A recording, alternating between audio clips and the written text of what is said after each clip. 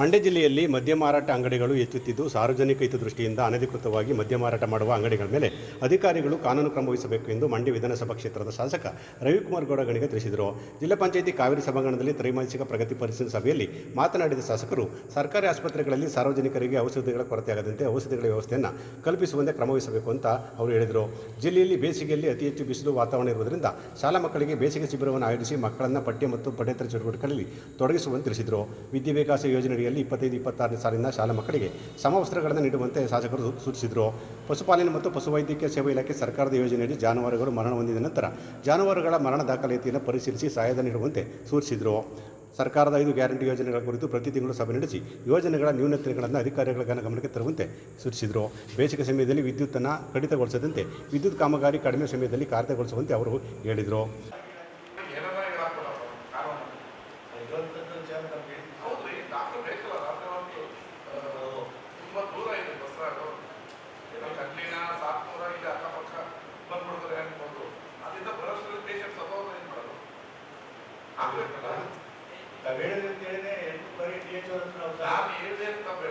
ಸಾರ್ವಜನಿಕರಿಗೋಸ್ಕರ ಹಾಕಿ ಅದು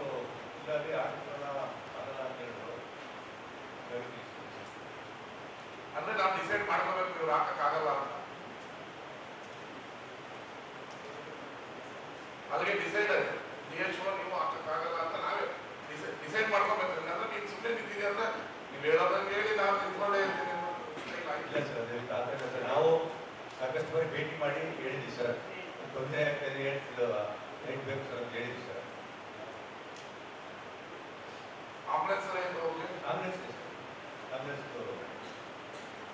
ನೀವು ಮೆಂಬರ್ಗಳೆಲ್ಲ ಕೇಳ್ತಿರೋ question ಏನಿದೆಯಾ hospital ಹೇಳಿ ಮೈಕ್ ಇಟ್ಕೊಂಡು ಕೇಳಿ ಏನೋ ಅದೇ ಸರ್ ಅಲ್ಲಿಗೇನಲ್ಲಿ ಇವತ್ತು ಡಾಕ್ಟರ್ ಅಂತ ಇದ್ದಾರೆ, ಅವರು ಇದುವರೆಗೆ ಯಾವ ಒಂದು ಕಂಪ್ಲೇಂಟ್ ಬಂದಿಲ್ಲ. ಅಲ್ಲಿಗರಿಂದ ತಾವು ಹೇಳ್ತಾ ಇದ್ದೀರಾ ರಾತ್ರಿ ಪಾಡಿಗೆ ಹಾಕಬೇಕು ಅಂತ. ಕಂಪ್ಲೇಂಟ್ ಒಂದರಿಗೆ ಸಾಯಿಸ್ಬಿಟ್ಟು ನಾನು ತಗೊಬಂದು ತೋರಿಸ್ಬೇಕು. ಗೌರ್ಮೆಂಟಿಗೆ ಬಂದೈತೆ ನೋಡಿ, ಗೌರ್ಮೆಂಟ್ ಬಂದಿರೋದಕ್ಕೆ ಮಂಡ್ಯಕ್ಕೆ ತೋರಿಸ್ತೀವಿ. ಮಂಡ್ಯದಿಂದ ಬರೋದ್ರೆ 2-3 ಕೇಸು ಸತ್ತೋಗಿದೆ. ಮಂಡ್ಯಕ್ಕೆ ಬರೋದ್ರ ಅದೇ ಮಂಡ್ಯದ ಕರ್ಕೊಂಡ್ಬಂದ್ರು ಕೂಡ ಟೋಕನ್ ತಗೊಂಡ್ಬಂದು ಇರ್ತಾರೆ, ಟೋಕನ್ ತರೋಕ್ಕೆ ಸತ್ತೋಗಿರ್ತಾರೆ. ಆ ಥರ ನನಗೂ ಆಗಿದೆ ಆ ಕೇಸು. ಎಮರ್ಜೆನ್ಸಿ ಕೇಸು ಬೇಗ ನೋಡೋಲ್ಲ. ಅಲ್ಲಿಗೆ ನಮ್ಮೂರು ಮಂಡ್ಯದಲ್ಲಿ ನೋಡೋಲ್ಲ ನೀವು, ಸಿಕ್ಕಾಪಟ್ಟೆ ತೊಂದರೆ ಇದೆ. ಈಗ ನೀವು ಸಂಬಳ ಕೊಡ್ತಾರೆ, ಡಾಕ್ಟರ್ ಇಲ್ಲ ಅಂತಂದ್ರಿ. ಸಾಯಂಕಾಲೊಳಗೆ ಇಡೀ ಮಂಡ್ಯ ಜಿಲ್ಲೆಯಲ್ಲಿ ನಮ್ಮ ಕಾನ್ಸ್ಟಿಟ್ಯೂನ್ಸಿ ಬಗ್ಗೆ ಸಂಬಳ ಕೊಡ್ತಾರೆ ಡಾಕ್ಟರ್ಗಳಿಗೆ, ಈಗ ಸಂಬಳ ಆಗಿಲ್ಲ.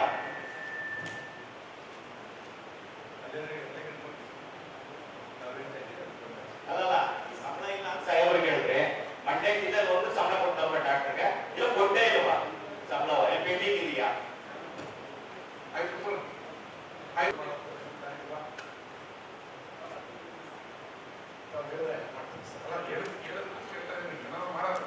ಸ್ಪೆಷಲ್ ಆಗಿ ಏನಾದ್ರು ಮಾಡ್ಬೇಕಲ್ಲ ಅಂತ.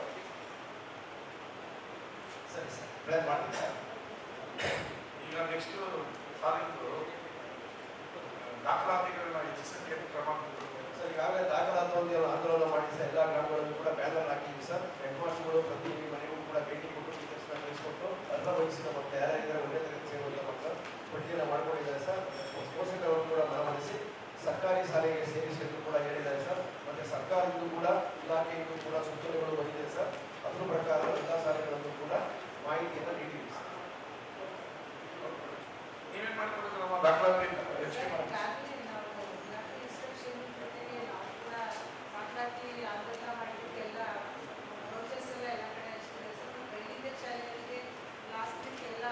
ತರಬೇತಿ ಕೊಟ್ಟಿದೆ ಸರ್. ಡೈರೆಕ್ಟ್ ವತಿಯಿಂದ ಇನ್ಸ್ಟ್ರಕ್ಷನ್ ಕೊಟ್ಟಿದೆ.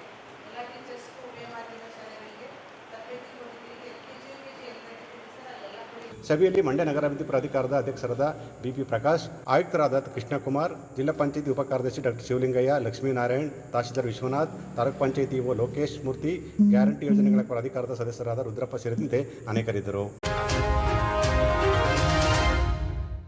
ಮಂಡ್ಯ ನಗರದ ಬಂದಿಗೌಡ ಬಡಾವಣೆಯಲ್ಲಿ ಶಾಸಕರಾದ ರವಿಕುಮಾರ್ ಅವರ ಮನೆಯಿಂದ ಜನಗಣತಿ 2027 ಕಾರ್ಯಕ್ರಮ ಆರಂಭವಾಯಿತು. ಜನಗಣತಿ ಕಾರ್ಯಕ್ರಮಕ್ಕೆ ಅಧಿಕೃತವಾಗಿ ಶಾಸಕರು ಹಸಿರು ನಿಶಾನೆ ತೋರಿಸಿ 34 ಪ್ರಶ್ನೆಗಳಿಗೆ ಉತ್ತರಿಸಿ ಜನಗಣತಿ 2027 ಕಾರ್ಯಕ್ರಮಕ್ಕೆ ಶುಭ ಕೋರಿದರು.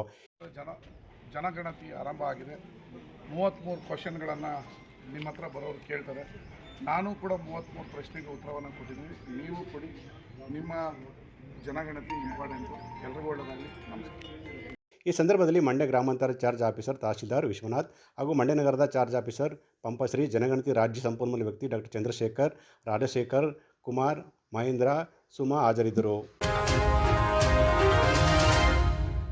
ಕರ್ನಾಟಕ ರಾಜ್ಯ ಗ್ರಾಮ ಪಂಚಾಯಿತಿ ನೌಕರರ ಸಂಘ CITU ಸಂಯೋಜಿತ ಮಂಡ್ಯ ಜಿಲ್ಲಾ ಸಮಿತಿ ವತಿಯಿಂದ ಜಿಲ್ಲಾ ಪಂಚಾಯಿತಿ ಕಚೇರಿ ಎದುರು ಪ್ರತಿಭಟನೆಯನ್ನು ನಡೆಸಲಾಯಿತು. ಜ್ಯೇಷ್ಠತಾ ಪಟ್ಟಿ ತಯಾರಿಸಿ ಬಿಡುಗಡೆ ಮಾಡುವುದು, ಜಿಲ್ಲೆಯಲ್ಲಿ ಖಾಲಿ ಇರುವ ಗ್ರಾಮ ಪಂಚಾಯಿತಿ ಹುದ್ದೆಗಳನ್ನು ತುಂಬುವುದು, ವಿದ್ಯಾರ್ಥಿಯ ಕೊರತೆಯಿಂದ ಉಳಿದಿರುವ ಎಲ್ಲ ನೌಕರರನ್ನು ಅನುಮೋದನೆಗೊಳಿಸಬೇಕು ಮತ್ತು ವಿದ್ಯಾರ್ಥಿ ಇರುವ ಬಿಲ್ ಕಲೆಕ್ಟರ್ ಮತ್ತು DOಗಳ ಅನುಮೋದನೆ ಇಲ್ಲಬೇಕು. ನಮ್ಮ ಜಿಲ್ಲೆಯಲ್ಲಿ ಭವಿಷ್ಯ ನಿಧಿ ಜಾರಿಗೊಳಿಸಬೇಕು. ಗ್ರಾಮ ಪಂಚಾಯಿತಿಗಳಲ್ಲಿ ಉಳಿದಿರುವ ಬಾಕಿ ವೇತನ ನೀಡುವುದು ಸೇರಿದಂತೆ ಸುಮಾರು 15ಕ್ಕೂ ಹೆಚ್ಚು ಬೇಡಿಕೆಗಳನ್ನು ಈಡೇರಿಸುವಂತೆ ಒತ್ತಾಯಿಸಿ ಹೋರಾಟವನ್ನು ನಡೆಸಲಾಯಿತು. ಗ್ರಾಮ ಪಂಚಾಯಿತಿ ನೌಕರರ ಬೇಡಿಕೆಗಳನ್ನು ಈಡೇರಿಸದ ಬಂಡ ಸರ್ಕಾರಕ್ಕೆ ಹೇಳಿದಿಕ್ಕಾರ. ಗ್ರಾಮ ಪಂಚಾಯಿತಿ ನೌಕರರನ್ನು ಶೋಷಣೆ ಮಾಡುತ್ತಿರುವ ಸರ್ಕಾರಕ್ಕೆ ಹೇಳಿದಿಕ್ಕಾರ. ಬೇಕೇ ಬೇಕು, ಬೇಕೇ ಜಾರಿ ಮಾಡದ ಜಿಲ್ಲಾ ಪಂಚಾಯತ್ ಅಧಿಕಾರಿಗಳಿಗೆ ಹೇಳಿದಿಕ್ಕಾರ. ಸರ್ಕಾರದ ಆದೇಶಗಳು ಕಟ್ಟುನಿಟ್ಟಾಗಿ ಪಾಲನೆ ಆಗಲೇಬೇಕು. ಸರ್ಕಾರದ ಆದೇಶಗಳನ್ನು ಜಾರಿ ಮಾಡದ ಅಧಿಕಾರಿಗಳಿಗೆ ಹೇಳಿ ಧಿಕ್ಕಾರ. CITU ಜಿಂದಾಬಾದ್. ಕನಿಷ್ಠ ವೇತನ ಕೊಡದೆ ದುಡಿಸಿ. ಕರ್ನಾಟಕ ರಾಜ್ಯ ಗ್ರಾಮ ಪಂಚಾಯತ್ ನೌಕರರ ಸಂಘ ಇಡೀ ರಾಜ್ಯಾದ್ಯಂತ ಇವತ್ತು ಎಲ್ಲ ಜಿಲ್ಲಾ ಪಂಚಾಯತಿಗಳ ಮುಂದೆ ಹೋರಾಟವನ್ನು ಹಮ್ಮಿಕೊಳ್ಳಲಾಗಿದೆ. ಭಾಳ ಪ್ರಮುಖವಾಗಿರ್ತಕ್ಕಂಥದ್ದು ಏನಂತ ಹೇಳಿದ್ರೆ, ಡಿಸೆಂಬರ್ 20, 21, 22ರಲ್ಲಿ ಕರ್ನಾಟಕ ಸರ್ಕಾರ ಮಿನಿಮಮ್ ವೇಜಸನ್ನು ಜಾರಿ ಮಾಡ್ತೀವಿ ಅಂತೇಳಿ ಹೇಳಿತ್ತು.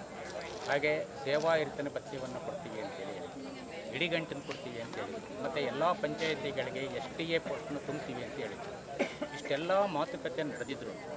ಮಿನಿಮಮ್ ವೇಜಸ್ನಲ್ಲಿ ಸರ್ಕಾರ CM ಹತ್ರ ಫೈಲ್ ಇದ್ರೂ ಇವತ್ತಿನವರೆಗೂ ಸೈನ್ ಆಗ್ತಿಲ್ಲ. ಯಾಕೆ ಅಂತ ಹೇಳಿದ್ರೆ, ನೋಟಿಫಿಕೇಷನ್ಸ್ ಆಗಿ 1 ವರ್ಷ ಆಗಿದೆ. 1 ವರ್ಷದ ತಾವಿಂದ ಲಜ್ಜೆಗೆಟ್ಟಿ ಹೇಳಿ ಸರ್ಕಾರ ಇಲ್ಲಿವರೆಗೆ ಕರ್ನಾಟಕದ ಇತಿಹಾಸದಲ್ಲಿ 1 ವರ್ಷದ ತನಕ ಯಾರೂ ಸಹ ಅಧಿಸೂಚನೆ ಹೊರಡಿಸಿದ ಮೇಲೆ ಅದನ್ನು ಪ್ರಕಟಣೆ ಮಾಡ್ದೇ ತಡೆ ಹಿಡಿದಿರಲಿಲ್ಲ. ಈ ಸರ್ಕಾರ ಅತ್ಯಂತ ಕಟುವಾಗಿ ನಡ್ಕೊಳ್ತಾ ಇದೆ ಕಾರ್ಮಿಕರ ಮೇಲೆ. ಇದನ್ನು ಧಿಕ್ಕರಿಸಿ ಇವತ್ತು ಎಲ್ಲ ಜಿಲ್ಲಾ ಪಂಚಾಯತಿಗಳ ಮುಂದೆ ಗ್ರಾಮ ಪಂಚಾಯತಿ ನೌಕರರು ವೇಜಸ್ ಜಾರಿಯಾಗಬೇಕು, ಅವ್ರ ಸೇವಾ ಹಿರಿತನ ಭತ್ಯೆ ಕೊಡಬೇಕು, ಹಾಗೆ ಗ್ರ್ಯಾಜ್ಯುಟಿ ಕೊಡಬೇಕು, ಮತ್ತು ಸೇವಾ ಇಡಿಗಂಟನ್ನ ನೀಡಬೇಕು, ಮತ್ತು ಎಲ್ಲ ಪಂಚಾಯತಿಗಳಿಗೆ STA ನೇಮಕ ಮಾಡಬೇಕು ಅಂತೇಳಿ ಹೋರಾಟವನ್ನು ಹಮ್ಮಿಕೊಳ್ಳಲಾಗಿದೆ. ಮಂಡ್ಯ ನಗರದ ಬೆಂಗಳೂರು ಮೈಸೂರು ಎಕ್ಸ್ಪ್ರೆಸ್ ಹೈವೇ ರಸ್ತೆಯ ಹೃದಯ ಭಾಗದಲ್ಲಿರುವ ಸಂಜೆಯ ಚಲನಚಿತ್ರಮಂದಿರದ ಮುಂಭಾಗ ಹಲವಾರು ವರ್ಷಗಳಿಂದ ಮೃತ್ಯುಕೋಪಕ್ಕೆ ಆಹ್ವಾನಿಸುತ್ತಿರುವ ಚರಂಡಿ ಇದು. ಈ ಭಾಗದಲ್ಲಿ ಪ್ರತಿನಿತ್ಯ ಪ್ರತಿ ದಿವಸ ಲಕ್ಷಾಂತರ ಜನ ವಾಹನಗಳು ಓಡಾಡುತ್ತಿದ್ದು ಇಲ್ಲಿ ಅಪಘಾತಕ್ಕೆ ಆಹ್ವಾನ ನೀಡುತ್ತಿದೆ. ಅತಿ ಹೆಚ್ಚಿನ ಸಂಖ್ಯೆಯಲ್ಲಿ ಈ ಭಾಗದಲ್ಲಿ ಸಾರ್ವಜನಿಕರು ಓಡಾಡುತ್ತಿದ್ದು, ಅದೃಷ್ಟವಶಾತ್ ಈ ಭಾಗದಲ್ಲಿ ಯಾವುದೇ ಅಪಾಯಕಾರಿ ಘಟನೆಗಳು ನಡೆದಿಲ್ಲ. ಎಕ್ಸ್ಪ್ರೆಸ್ ಹೈವೇಯ ರಸ್ತೆ ಮುಂಭಾಗದಲ್ಲಿರುವ ಅಪಾಯಕಾರಿ ಚರಂಡಿ ಹತ್ತಿರ ಕೆಲವಾರು ವರ್ಷಗಳ ಹಿಂದೆ KSRTC ಬಸ್ ಒಂದು ಅಪಾಯಕಾರಿ ಚರಂಡಿಗೆ ತೀರ ಹತ್ತಿರದಲ್ಲಿ ಚಾಲಕನ ನಿಯಂತ್ರಣ ತಪ್ಪಿ ಯಾವುದೇ ಬಗೆಯ ಅನಾಹುತ ನಡೆಯದೇ ಇರುವ ಹಾಗೂ ಪತ್ರಿಕೆಗಳಲ್ಲಿ ಚಿತ್ರ ಹಾಗೂ ಸುದ್ದಿಯನ್ನು ಪ್ರಕಟ ಆಗಿರುವುದನ್ನು ಗಮನಿಸಬಹುದು. ಹೀಗಾಗಿ ಈ ಅಪಾಯಕಾರಿ ಚರಂಡಿಯ ಗುಂಡಿಯನ್ನು ಸಂಬಂಧಪಟ್ಟ ಇಲಾಖೆ ಅಧಿಕಾರಿಗಳು ಮುಚ್ಚಿಸುವರು ಎಂಬುದನ್ನು ಕಾದು ನೋಡಬೇಕಾಗಿದೆ.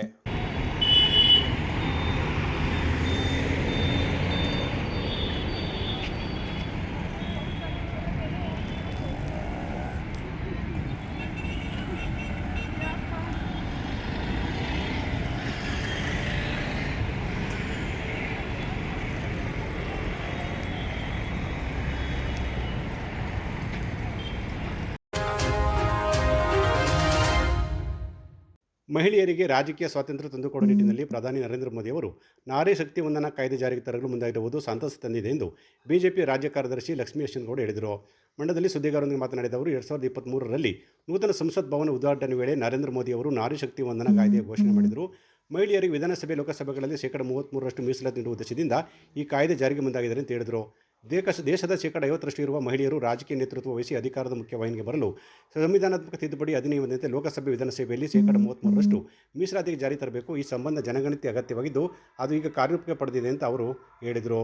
ನೂತನ ಸಂಸತ್ ಕಟ್ಟಡ ನಿರ್ಮಾಣವಾಗುವಂಥ ಸಂದರ್ಭದಲ್ಲಿ, ಉದ್ಘಾಟನೆಗೊಂಡಂತಹ ಸಂದರ್ಭದಲ್ಲಿ ಒಂದು ಐತಿಹಾಸಿಕ ನಿರ್ಣಯವನ್ನು ಪಾರ್ಲಿಮೆಂಟಲ್ಲಿ, ಸಂಸತ್ತಿನಲ್ಲಿ ಮೋದಿಜಿಯವರು ಮಂಡಿಸ್ತಾರೆ. ಏನು ಅಂತಂದರೆ, ಶತಮಾನಗಳಿಂದನೂ ನೆನೆಗುದಿಗೆ ಬಿದ್ದಿರುವಂತಹ, ಶತಮಾನಗಳಿಂದನೂ ದಮನಿತಳಾಗಿರುವಂತಹ ಸ್ತ್ರೀಗೆ ರಾಜಕೀಯ ಸ್ವಾತಂತ್ರ್ಯವನ್ನು ತಂದುಕೊಡೋದು. ಅಂದರೆ ಇವಾಗಲೇ ಸ್ವಾತಂತ್ರ್ಯ ಇಲ್ವಾ ಅಂತಲ್ಲ, ಇದೆ. ಸಾಮಾಜಿಕವಾಗಿ ಆಕೆಯನ್ನು ಮಾಡುವಂತಹ ಒಂದು ಕೆಲಸ ಮೊದಲಿಂದಲೂ ನಡೀತಾ ಇದೆ. ಸ್ವಾತಂತ್ರ್ಯ ಪೂರ್ವದ ನಂತರ ತುಂಬ ತೀವ್ರಗತಿಯಲ್ಲಿ ನಡೀತಾ ಇದೆ. ಸಾಮಾಜಿಕವಾಗಿ, ಆರ್ಥಿಕವಾಗಿ ಆಕೆಯ ಒಂದು ಸಬಲೀಕರಣ ಆಗಿದೆ. ರಾಜಕೀಯವಾಗಿ ಸಬಲೀಕರಣವನ್ನು ಮಾಡಬೇಕು ಅಂತ ಈಗಾಗಲೇ ಲೋಕಲ್ ಆಗಿ, ಅಂದರೆ ಗ್ರಾಮ ಪಂಚಾಯಿತಿ, ತಾಲೂಕ್ ಪಂಚಾಯಿತಿ, ಜಿಲ್ಲಾ ಪಂಚಾಯಿತಿ ಮಟ್ಟದಲ್ಲಿ 50% ಮೀಸಲಾತಿ ಇದೆ. ಆದರೆ ಲೋಕಸಭೆ ಹಾಗೂ ರಾಜ್ಯದ ವಿಧಾನಸಭೆಗಳಲ್ಲಿ ಇನ್ನೂ ಕೂಡ 33% ಮೀಸಲಾತಿ ಬರಬೇಕು ಅನ್ನೋದು ದೂರದ ಕನಸಾಗೆ ಉಳಿದಿತ್ತು. ಅದನ್ನು ಅವರು ನನಸಾಗಿ ಮಾಡುವಂತಹ ಒಂದು ಉದ್ದೇಶದಿಂದ ನಾರಿ ವಂದನಾ ಕಾಯ್ದೆಯನ್ನು ಸಂಸತ್ತಿನ ಮುಂದೆ ಇಟ್ಟರು.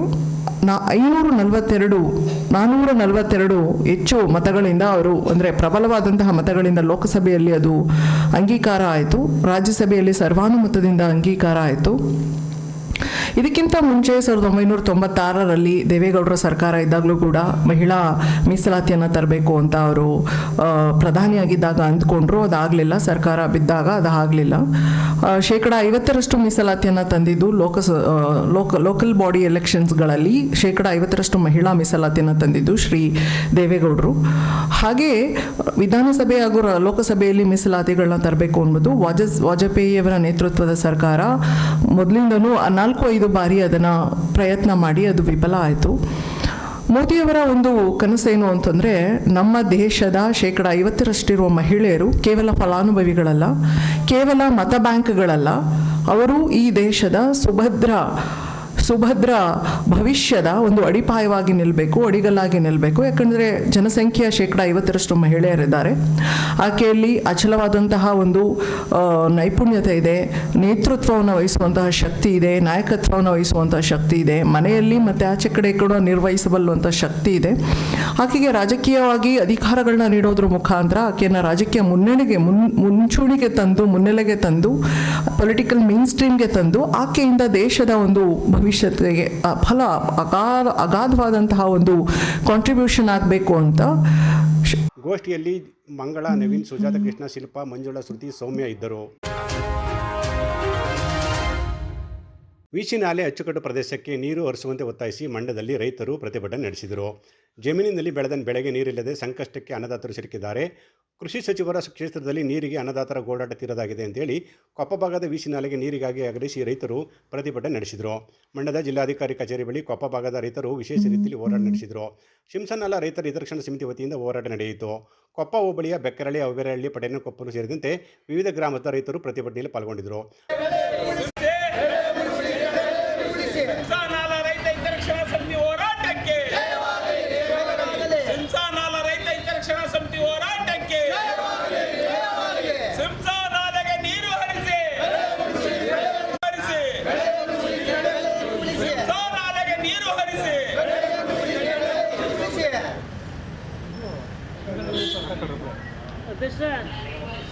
ಬೇಕು ಯಾತಕ್ಕಾಗಿ ಹೋರಾಟ, ಯಾತಕ್ಕಾಗಿ ಹೋರಾಟ, ಯಾತಕ್ಕಾಗಿ ಹೋರಾಟ, ಅಯ್ಯಯ್ಯೋ ಅಯ್ಯಯ್ಯೋ ಅಯ್ಯಯ್ಯೋ, ಬೇಕೇ ಬೇಕು, ಬೇಕೇ ಬೇಕು, ಶಿಕ್ಷಣ ಅಚ್ಚುಕಟ್ಟುದಾರರ ಹೋರಾಟಕ್ಕೆ. ಮಾಜಿ ವಿಧಾನ ಪರಿಷತ್ ಸದಸ್ಯರ ಕೆ ಟಿ ಶ್ರೀಕಂಠಯ್ಯ ನೇತೃತ್ವದಲ್ಲಿ ಹೋರಾಟ ನಡೆಯಿತು. ಸರ್ಕಾರ ಮತ್ತು ನೀರಾವರಿ ಇಲಾಖೆ ಅಧಿಕಾರಿಗಳ ವಿರುದ್ಧ ಘೋಷಣೆ ಕೂಗಿ ಆಕ್ರೋಶ ವ್ಯಕ್ತವಾಯಿತು. ಶಿಂಷಾ ನದಿಯ ಅಚ್ಚುಕಟ್ಟು ಭಾಗದ ರೈತರಿಗೆ ನೀರಿನ ಸಂಕಷ್ಟ ಇದೆ. ಬೇಸಿಗೆ ನೀರು ಕೊಡದೆ ಅಧಿಕಾರಿಗಳು ರೈತರಿಗೆ ಅನ್ಯಾಯ ಮಾಡ್ತಿದ್ದಾರೆ ಅಂತ ಹೇಳಿದರು. ಕೆರೆ ಒತ್ತುವರಿ ತೆರವುಗೊಳಿಸಬೇಕು, ರೈತರಿಗೆ ಸಮರ್ಪಕವಾಗಿ ನಾಲೆಗಳಿಗೆ ನೀರು ಕೊಡಬೇಕು ಅಂತ ಒತ್ತಾಯಿಸಲಾಯಿತು. ಕೃಷಿ ಸಚಿವರೇ ನಮ್ಮ ಭಾಗದ ಶಾಸಕರು ಅವರೇ ರೈತರನ್ನ ಕಡೆಗಣಿಸಿದ್ದಾರೆ ಅಂತ ದೂರಿದರು. ಇಂದು ನಿಮ್ಮ ಶಿಂಷಾ ನಾಲಾ ಹಿತರಕ್ಷಣಾ ಸಮಿತಿಯ ಅಡಿಯಲ್ಲಿ ಶಿಂಷಾ ಭಾಗದ ಅಚ್ಚುಕಟ್ಟುದಾರರ ಒಂದು ಹೋರಾಟ ನಡೆದಿದೆ. ಕಳೆದ 40-50 ವರ್ಷಗಳಿಂದ ನಿರಂತರವಾಗಿ ಶಿಂಷಾ ಅಚ್ಚುಕಟ್ಟುದಾರರಿಗೆ ಬೇಸಿಗೆ ಬೆಳೆಯೂ ಕೂಡ ಅತ್ಯಂತ ಸಮರ್ಪಕವಾಗಿ ಪೂರೈಕೆ ಆಗ್ತಾಯಿತ್ತು. ಆ ಭಾಗದಲ್ಲಿ ಜನ ಕಬ್ಬನ್ನು ಬೆಳೆದು ಸಕ್ಕರೆ ಕಾರ್ಖಾನೆಗೆ, ಕೊಪ್ಪ ಸಕ್ಕರೆ ಕಾರ್ಖಾನೆಗೆ ಕಬ್ಬನ್ನು ಸರಬರಾಜು ಮಾಡ್ತಾಯಿದ್ರು. ಈ ಬಾರಿ ಮತ್ತು ಕಳೆದ ವರ್ಷದಿಂದ ಬೇಸಿಗೆ ಬೆಳೆಯ ನೀರಿನ ತೀವ್ರ ಅಭಾವ ನಮ್ಮನ್ನು ಕಾಡ್ತಾ ಇದೆ. ಬೆಳೆಗಳು ಒಣಗ್ತಾ ಇದೆ. ಭಾಳ ಜನ ಬೇಸಿಗೆ ಬೆಳೆಯನ್ನು ಒಡ್ಲಿಕ್ಕೆ ಸಾಧ್ಯ ಆಗಿಲ್ಲ. ಇದು ಘೋರ ಅನ್ಯಾಯ. ಹಾಗಾಗಿ ಇವತ್ತು ಬೋಳಾರೆ ಕೆರೆಯಿಂದ ಶಿಂಷಾ ನಾಲೆಗೆ ನೀರನ್ನು ಡಂಪ್ ಮಾಡುವಂಥ ವ್ಯವಸ್ಥೆಯನ್ನು ನೀರಾವರಿ ಇಲಾಖೆ ಕೈಗೊಳ್ಳಬೇಕು. ಅಗತ್ಯ ಬಿದ್ದರೆ ಮಾರ್ಕೋನಹಳ್ಳಿ ಡ್ಯಾಮ್ನಿಂದ ಆ ಬೋಳಾರೆ ಕೆರೆಗೆ ನೀರನ್ನು ಪೂರೈಸ್ತಕ್ಕಂಥ ಏರ್ಪಾಡು ಹಳೆ ಹಿಂದಿನ ಯೋಜನೆಯನ್ನು ಜಾರಿ ಕೊಡುವಂಥ ಪ್ರಯತ್ನ ಮಾಡಬೇಕು. ಅದರ ಜೊತೆಗೆ ಬೋಳಾರೆ ಕೆರೆಗೆ ಸೇರಿದಂತೆ 700 ಎಕರೆ ಜಮೀನನ್ನು ಒತ್ತುವರಿ ಮಾಡಿದ್ದಾರೆ. ಆ ಅಕ್ರಮಾತಿ ಜನರನ್ನು ಒಕ್ಕಲೆಬ್ಬಿಸಿ ಕೆರೆ ಭೂಮಿಯನ್ನು ಅವರಿಂದ ವಸೂಲಿ ಮಾಡಿ ಕೆರೆಗೆ ಜಿಲ್ಲಾಧಿಕಾರಿಗಳು ಕೊಡಿಸ್ಕೊಡ್ಬೇಕು ಅಂತೇಳಿ ಮನವಿ ಮಾಡ್ತೇವೆ. ಇವತ್ತು ಜಿಲ್ಲಾಧಿಕಾರಿಗಳ ಮೂಲಕ ಈ ಕೂಡಲೇ ನಾಲೆಗಳಿಗೆ ಭೇಟಿಯನ್ನು ಕೊಟ್ಟು ಎಲ್ಲ ಸೂಪರಿಂಟೆಂಡೆಂಟ್ ಇಂಜಿನಿಯರ್, ಎಕ್ಸಿಕ್ಯೂಟಿವ್ ಇಂಜಿನಿಯರ್ ಜೊತೆಗೆ ಬಂದು ನಮಗೆ ಸಮರ್ಪಕ ನೀರಿನ ಪೂರೈಕೆ ಮಾಡುವಂಥ ದಿಸೆಯಲ್ಲಿ ಕ್ರಮ ಕೈಗೊಳ್ಳಬೇಕು ಅಂತೇಳಿ ಆಗ್ರಹಿಸ್ತಾ ಇವತ್ತು ಮನವಿಯನ್ನು ಜಿಲ್ಲಾಧಿಕಾರಿಗಳಿಗೆ ಮತ್ತು ಅಧೀಕ್ಷಕ ಅಭಿಯಂತರು ನೀರಾವರಿ ಇಲಾಖೆಗೆ ಸಲ್ಲಿಸ್ತಾ ಇದ್ದೇವೆ. ಉಸ್ತುವಾರಿ ಸಚಿವರು ಮನಸ್ಸು ಮಾಡಿದರೆ ರೈತರ ಸಮಸ್ಯೆ ಇರಲ್ಲ, ಅವರು ಯಾಕೋ ಮೌನ ವಹಿಸಿದ್ದಾರೆ ಅಂತ ಪ್ರತಿಭಟನಾಕಾರರು ಹೇಳಿದರು. ನಂತರ ಡಿಸಿಗೆ ರೈತರು ಮನವಿಯನ್ನು ಕೂಡ ಸಲ್ಲಿಸಿದರು. Mysuru college of engineer and management ವತಿಯಿಂದ ಮೈಸಿರಿ ಸಂಭ್ರಮ ಕಾರ್ಯಕ್ರಮವನ್ನು ಏಪ್ರಿಲ್ 17 ಮತ್ತು 18ರಂದು ಕಾಲೇಜಿನ ಆವರಣದಲ್ಲಿ ಹಮ್ಮಿಕೊಂಡಿರುವುದಾಗಿ ಕಾಲೇಜಿನ ಮುಖ್ಯ ಗ್ರಂಥಪಾಲಕ ವಿದ್ಯಾಸಾಗರ್ ತಿಳಿಸಿದರು. ಸುದ್ದಿಗಾರರೊಂದಿಗೆ ಮಾತನಾಡಿದ ಅವರು, ಕಾಲೇಜಿನ ಹೊರಾಂಗಣ ಸಭಾಂಗಣದಲ್ಲಿ 17ರಂದು ಬೆಳಗ್ಗೆ 11 ಗಂಟೆಗೆ ಕಾರ್ಯಕ್ರಮ ಉದ್ಘಾಟನೆಯಾಗಲಿದ್ದು JSS ವಿದ್ಯಾಲಯದ ಉಪಕುಲಪತಿ ಬಸವನಗೌಡ ಉದ್ಘಾಟನೆ ನೆರವೇರಿಸುವರು ಅಂತ ಹೇಳಿದರು. ವೇದಿಕೆ ಕಾರ್ಯಕ್ರಮದ ನಂತರ ಸಾಂಸ್ಕೃತಿಕ ಮತ್ತು 4 ತಾಂತ್ರಿಕ ವಿಭಾಗಗಳಿಂದ ತಂತ್ರಜ್ಞಾನ ಪ್ರದರ್ಶನ ಕಾರ್ಯಕ್ರಮಗಳು ನಡೆಯಲಿವೆ ಅಂತ ಹೇಳಿದರು. ಏಪ್ರಿಲ್ 18ರಂದು ಈ ಕಾರ್ಯಕ್ರಮಗಳು ಮುಂದುವರಿಯಲಿದ್ದು ಸಂಜೆ 5ಕ್ಕೆ ಪ್ರಮುಖ ವೇದಿಕೆ ಕಾರ್ಯಕ್ರಮಕ್ಕೆ ಚಲನಚಿತ್ರ ನಟಿ ರಾಗಿಣಿ ದ್ವಿವೇದಿ ಭಾಗವಹಿಸುವರು ಅಂತ ಅವರು ವಿವರಿಸಿದರು. ಪ್ರಾರಂಭವಾಗಿ 10 ವರ್ಷಗಳು ಕಳೆದಿದ್ದು, ಇದರ ಜ್ಞಾಪಕಾರ್ಥವಾಗಿ ಪ್ರತಿ ವರ್ಷದಂತೆ ಈ ವರ್ಷವೂ ಮೈಸಿರಿ 2026 ಎಂಬ ವಾರ್ಷಿಕೋತ್ಸವವನ್ನು ಬಹಳ ಅದ್ಧೂರಿಯಾಗಿ ಹಾಗೂ ವ್ಯವಸ್ಥಿತವಾಗಿ ಆಚರಿಸಲು ನಿರ್ಧರಿಸಿದ್ದೇವೆ. ಈ ವಾರ್ಷಿಕೋತ್ಸವವು ಏಪ್ರಿಲ್ 17 ಹಾಗೂ 18ರಂದು ನಡೆಯಲಿದ್ದು, ವಿದ್ಯಾರ್ಥಿಗಳ ಸರ್ವಾಂಗೀಣ ಅಭಿವೃದ್ಧಿಗೆ ಒಂದು ಪ್ರಮುಖ ವೇದಿಕೆಯಾಗಲಿದೆ. ಈ ಕಾರ್ಯಕ್ರಮವು ಕೇವಲ ಸಾಂಸ್ಕೃತಿಕ ಉದ್ದೇಶವಲ್ಲದೆ ವಿದ್ಯಾರ್ಥಿಗಳಲ್ಲಿರುವ ಪ್ರತಿಭೆ, ನಾಯಕತ್ವ ಗುಣಗಳು ಹಾಗೂ ಸ್ಪರ್ಧಾತ್ಮಕ ಮನೋಭಾವವನ್ನು ಉತ್ತೇಜಿಸಲು ಒಂದು ಸಮಗ್ರ ಕಾರ್ಯಕ್ರಮವಾಗಿದೆ. ಈ ಹಿನ್ನೆಲೆಯಲ್ಲಿ ವಾರ್ಷಿಕೋತ್ಸವದ ಪೂರ್ವಭಾವಿಯಾಗಿ ನಾವು ಕಳೆದ 1 ವಾರದಿಂದ ವಿವಿಧ ಕಾರ್ಯಕ್ರಮಗಳನ್ನು ಮತ್ತು ಸ್ಪರ್ಧೆಗಳನ್ನು ಆಯೋಜಿಸಲಾಗಿದೆ. ಈ ಸ್ಪರ್ಧೆಗಳಲ್ಲಿ ಮುಖ್ಯವಾಗಿ ವಾಲಿಬಾಲ್, ಚೆಸ್, ಪುರುಷ ಹಾಗೂ ಮಹಿಳೆಯ ವಿಭಾಗದಲ್ಲಿ ಕ್ರಿಕೆಟ್, ಟಗ್ ಆಫ್ ವಾರ್ ಮುಂತಾದ ಕ್ರೀಡಾ ಸ್ಪರ್ಧೆಗಳನ್ನು ಏರ್ಪಡಿಸಿದ್ದೇವೆ. ಮತ್ತು ನಮ್ಮ ಕಾಲೇಜಿನ ವಾರ್ಷಿಕೋತ್ಸವ ಅಂಗವಾಗಿ 2 ಪ್ರಮುಖ ಆಕರ್ಷಣೆಗಳಾದ ಏಪ್ರಿಲ್ 17 ಹಾಗೂ 18ರಂದು. ಏಪ್ರಿಲ್ 17ರಂದು ತಾಂತ್ರಿಕ ಸ್ಪರ್ಧೆಗಳನ್ನು ಏರ್ಪಡಿಸಲಿದ್ದೇವೆ. ಏಪ್ರಿಲ್ 18ರಂದು ಮನೋರಂಜನಾ ಕಾರ್ಯಕ್ರಮಗಳನ್ನು ಏರ್ಪಡಿಸಲಿದ್ದೇವೆ. ಇದರ ಬಗ್ಗೆ ನಮ್ಮ ಮಾಹಿತಿಯನ್ನು ನಮ್ಮ ಗೋಷ್ಠಿಯಲ್ಲಿ ಸಹಾಯಕ ಪ್ರಾಧ್ಯಾಪಕ ಜಸ್ವಂತ್, ಉಪಗ್ರಂಥಪಾಲಕ ಮಹಾದೇವ ಸ್ವಾಮಿ, ನಿತೀಶ್ ಇದ್ದರು.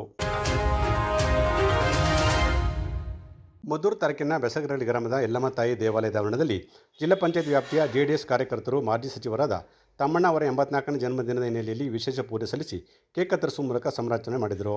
ದೇಸಹಳ್ಳಿ ಗ್ರಾಮದಲ್ಲಿರುವ ಪ್ರಾಥಮಿಕ ಆರೋಗ್ಯ ಕೇಂದ್ರಕ್ಕೆ ಭೇಟಿ ನೀಡಿ ಮತ್ತು ಹೊರ ರೋಗಿಗಳಿಗೆ ಹಣ್ಣು ಹಂಪಲುಗಳನ್ನು ವಿತರಣೆ ಮಾಡಿದರು. ಈ ಸಂದರ್ಭದಲ್ಲಿ ಮಾತನಾಡಿದ JDS ಮುಖಂಡ ಹೊಸಕೆರೆ ಪ್ರಸನ್ನ, ತಾಲೂಕಿನಲ್ಲಿ ಹಲವಾರು ನೀರಾವರಿ ಯೋಜನೆಗಳು ಸೇರಿದಂತೆ ಶಿಕ್ಷಣಕ್ಕೆ ಆದ್ಯತೆ ನೀಡಿದ ಮಾಜಿ ಸಚಿವ DC ತಮ್ಮಣ್ಣ ಅವರ ಹುಟ್ಟುಹಬ್ಬವನ್ನು ಸರಳವಾಗಿ ಆಚರಣೆ ಮಾಡುತ್ತಿದ್ದೇವೆ. ಭಗವಂತ ಅವರಿಗೆ ಆರೋಗ್ಯ ಆಯುಷ್ಯ ನೀಡಲಿ ಅಂತ ಹೇಳಿದರು. ದಿನಾಂಕ 15/4/2026 ಯಲ್ಲಮ್ಮ ತಾಯಿ ದೇವಸ್ಥಾನದ ಹತ್ತಿರ ಬೆಸಗಳ್ಳಿ ಜಿಲ್ಲಾ ಪಂಚಾಯತಿ ವ್ಯಾಪ್ತಿಯಲ್ಲಿ ನಾವು JDS ಕಾರ್ಯಕರ್ತರು ಹಾಗೂ ತಮ್ಮಣ್ಣ ಸಾಹೇಬ್ರ ಅಭಿಮಾನಿಗಳು ಹಾಗೂ ಎಲ್ಲ ಕಾರ್ಯಕರ್ತರು ಸೇರಿ ಅವ್ರ ಹುಟ್ಟುಹಬ್ಬವನ್ನು ಪೂಜೆ ಮಾಡುವ ಮುಖಾಂತರ ಅವ್ರಿಗೆ ದೇವರ ಆರೋಗ್ಯ, ಆಯಸ್ಸು ಮತ್ತು ಮುಂದಿನ ದಿನಗಳ ಅಧಿಕಾರ ಸಿಗಲಿ, ಅವ್ರಿಗೆ ಒಳ್ಳೆಯದಾಗಲಿ ಅನ್ನೋ ಒಂದು ಉದ್ದೇಶದಿಂದ ಅವ್ರಿಗೆ ನಾವು ಎಲ್ಲ ಬೆಸಗಳ್ಳಿ ಜಿಲ್ಲಾ ಪಂಚಾಯತ್ ವ್ಯಾಪ್ತಿಯ JDS ಕಾರ್ಯಕರ್ತರು ಅವ್ರ ಬಗ್ಗೆ ಒಂದು ಪೂಜೆ ಮಾಡಿಸಿ ಅವ್ರ ದೇವ್ರು ಒಳ್ಳೆಯದು, ಆಯಸ್ಸು, ಆರೋಗ್ಯ ಕೊಡಲಿ ಅಂತ ಮಾಡಿದ್ದೀವಿ. ಅವರ ಒಂದು ಹುಟ್ಟುಹಬ್ಬದ ಪ್ರಯುಕ್ತ ನಾವು ಬೆಸಗಳ್ಳಿ ಆಸ್ಪತ್ರೆಯಲ್ಲಿ ಹೊರರೋಗಿಗಳು ಮತ್ತು ಒಳರೋಗಿಗಳಿಗೆ ಹಾಲು, ಹಣ್ಣು ಮತ್ತು ಬ್ರೆಡ್ಡು ಇದನ್ನು ವಿತರಣೆ ಮಾಡ್ತಾ ಇದ್ದೀವಿ. ಇದಾದ ನಂತರ ನಾವು ಅನಾಥಾಶ್ರಮ ಮಾದಾಪುರದ ನಿಡಘಟ್ಟ ಮಾದಾಪುರದ ಹತ್ರ ಇರುವಂಥ ಅನಾಥಾಶ್ರಮದಲ್ಲಿ ಸುಮಾರು ಅಲ್ಲಿ ಇರುವಂಥ ಎಲ್ಲ ಮಕ್ಕಳಿಗೂ ಊಟದ ವ್ಯವಸ್ಥೆ ಮತ್ತು CHO ಕಾರ್ಯಕ್ರಮ ಮಾಡಿಕೊಂಡಿದ್ದೀವಿ. ಇದು DC ತಮ್ಮಣ್ಣ ಅವರ ಹುಟ್ಟುಹಬ್ಬದ ಪ್ರಯುಕ್ತ ನಾವೆಲ್ಲ ಕಾರ್ಯಕರ್ತರು ನಾವೆಲ್ಲ ಸೇರ್ಕೊಂಡು ಮಾಡ್ತಾ ಇರೋದು. ಇದು ದೇವರು ಅವ್ರಿಗೆ ಆರೋಗ್ಯ, ಆಯಸ್ಸು, ಅಧಿಕಾರ ಕೊಡ್ಲಿ ಅಂತ ಈ ಕ್ಷೇತ್ರದ ಬಗ್ಗೆ ಅವ್ರಿಗೆ ಕಾಳಜಿ ಇದೆ. ಅವರು ಶೈಕ್ಷಣಿಕವಾಗಿ ಮೂಲಭೂತ ಸೌಕರ್ಯಗಳು ಮತ್ತು ನೀರಾವರಿ ಸಂಬಂಧಪಟ್ಟ ರೈತರ ಬಗ್ಗೆ ಕಾಳಜಿ ಇದೆ ಅವ್ರಿಗೆ. ಅದೇ ರೀತಿ ಮದ್ದೂರು ತಾಲೂಕಿನ ಕರ್ನಾಟಕ ರಾಜ್ಯದಲ್ಲಿ ಉತ್ತುಂಗದ ಒಂದು ಪ್ರಭಾವಿ ಒಂದು ವಿಧಾನಸಭಾ ಕ್ಷೇತ್ರ ಮಾಡಿದಂಥ ಪುಣ್ಯಾತಮರವರು. ಅವ್ರ ಬಗ್ಗೆ ನಾವೆಲ್ಲ ಒಂದು ಅಭಿಮಾನ ಮಡಿಕೊಂಡು ಈ ರೀತಿ ಅವ್ರಿಗೆ ಒಳ್ಳೇದಾಗಲಿ ಅಂದ್ಬಿಟ್ಟು ನಾವೆಲ್ಲ ಅವ್ರ ಬಗ್ಗೆ ದೇವರಲ್ಲಿ ಪ್ರಾರ್ಥನೆ ಮಾಡ್ಕೊಳ್ತಾ ಬೇಡ್ಕೊತೀವಿ ನಾವೆಲ್ಲ. ಇದೇ ಸಂದರ್ಭದಲ್ಲಿ ಅಪಾರ ಅಭಿಮಾನಿಗಳ ಜೊತೆ ಇತಿಹಾಸ ಪರಿಚಿತವಾದಂತಹ ಹೊಳೆ ಆಂಜನೇಯ ಸ್ವಾಮಿ ದೇವಾಲಯಕ್ಕೆ ಮಾಜಿ ಸಚಿವ ಡಿ ಸಿ ತಮ್ಮಣ್ಣ ಭೇಟಿ ನೀಡಿ ವಿಶೇಷ ಪೂಜೆ ಸಲ್ಲಿಸಿದರು. ಈ ಸಂದರ್ಭದಲ್ಲಿ ಚಿಕ್ಕತಮ್ಮೇಗೌಡ, ರಾಜಣ್ಣ, ರಾಂಪುರ ಮನು, ಕುಮಾರ್, ಬಸವರಾಜು ಗುಡಿಗೆರೆ ಸೇರಿದಂತೆ ಇತರರಿದ್ದರು. ಕೇರ್ಪೇಟೆ ತಾಲೂಕಿನ ಸಾಂಸ್ಕೃತಿಕ ಗ್ರಾಮವಾದ ಕೈಗೋನಹಳ್ಳಿಯಲ್ಲಿ ಗ್ರಾಮ ದೇವತೆ ವೀರಭದ್ರೇಶ್ವರ ಸ್ವಾಮಿಯವರ ರಂಗದ ಹಬ್ಬವು ಸಡಗರ ಸಂಭ್ರಮದಿಂದ ನಡೆಯಿತು. ರಾಜ್ಯದ ಮಾಜಿ ಸಚಿವರಾದ ಡಾಕ್ಟರ್ ನಾರಾಯಣಗೌಡ ಅವರು ಗ್ರಾಮ ರಕ್ಷಕ ವೀರಭದ್ರ ಸ್ವಾಮಿಗೆ ವಿಶೇಷ ಪೂಜೆ ಸಲ್ಲಿಸಿ ಗ್ರಾಮದ ಯುವಕರೊಂದಿಗೆ ರಂಗ ಕುಣಿತದಲ್ಲಿ ಭಾಗಿಯಾಗಿ ತಮಡ್ಯ ಸದ್ದಿಗೆ ಹೆಜ್ಜೆಯಾಗಿ ಕುಣಿದು ಸಂಭ್ರಮಿಸಿದರು.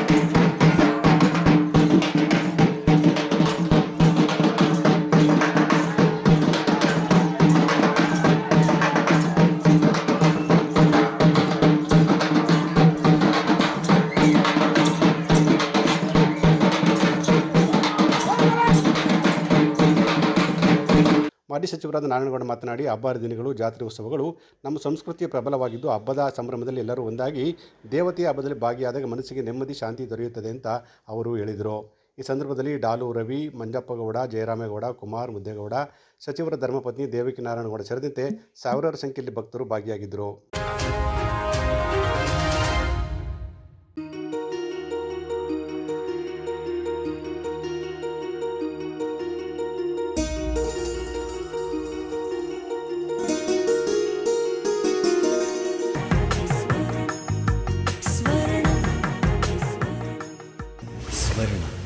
ಇದು ಬಾಂಧವ್ಯಗಳ ಬೆಸುಗೆ,